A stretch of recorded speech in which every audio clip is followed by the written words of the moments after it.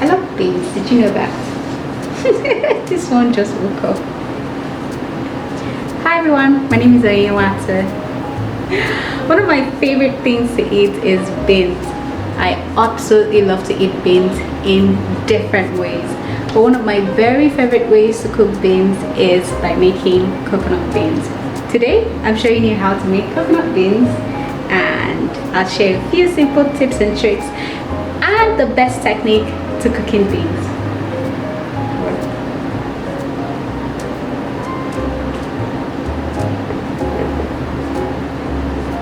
So growing up, my dad and I shared a similar passion or love for beans. Apparently, he taught me how to make the best and perfect beans. My dad loved beans. He loved making it and he loved to eat it, and that's one of the things that we actually do have in common. The first tip that my dad actually taught me is to wash the beans. So I soak it in water, I wash it, not wash it like I'm trying to make moi moi or I'm trying to make a kara, but I like really get in there and wash it. This actually helps to remove the chemicals that have been used to preserve the beans, and you know, just get it all rinsed out, get it all washed out, and you know, and then you get to do the cooking.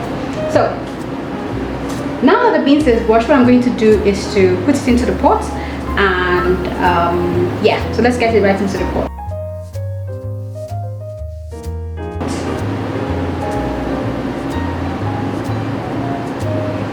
Okay, so now that the beans is in the pot, the next thing that I'm going to do is I'm going to add clean water into the pot just to bring it up to a boil. So the idea of doing this is, which brings me to the second technique that my dad taught me, is to parboil the beans.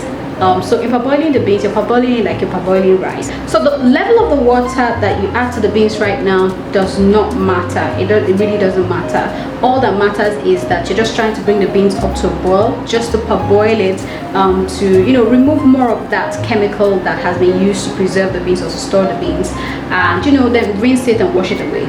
By doing this step or this technique, what it does is it reduces the gas that you get from eating beans, which means it reduces your heartburn, and it also reduces your fat.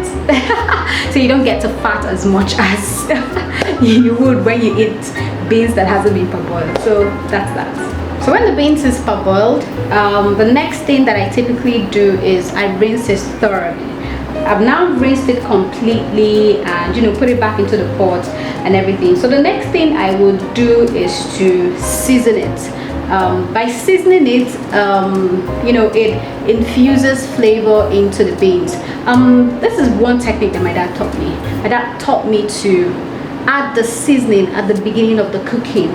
That way everything marries together and, you know, mixes very well in the pot, as opposed to cooking the beans when it gets soft, you know, add the seasoning. I personally do not like to see tiny cuts of beans, tiny cuts of onion in my beans. I hate it with a passion. Whether you add it at the beginning stage or not, I just hate it. So I like to throw in whole chunks of onion into my beans. That way it flavors the beans without you having tiny cuts of onions in it. I do the same with my peppers. What I do with the pepper is that I use a fork to like poke a few holes into it. That way it releases the flavor of the pepper without actually making it really spicy. The reason why I have chosen to do the peppers this way is because my sister's kids do not like really spicy food. So I personally like spicy food. That I can leave for the sauce that I used to serve this with.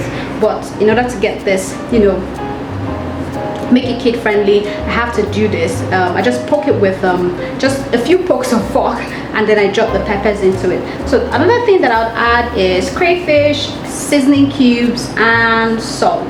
Now here's the thing, the reason why I'm adding salt at this stage is because I already parboiled the beans. Now if you're going to skip the step of parboiling the beans, I would say do not add salt now. Wait till the beans is tender to add salt. For the magic of all magics, what makes this beans coconut beans is coconut milk and coconut water. So today I'm using coconut milk and I'm also using coconut water. this is a very important step when you're cooking beans. The level of the water that you use to cook your beans is really important. Now, so if let's say this is the level of your beans, your water should just match your beans. It should match your beans, or it should be slightly above your beans, slightly.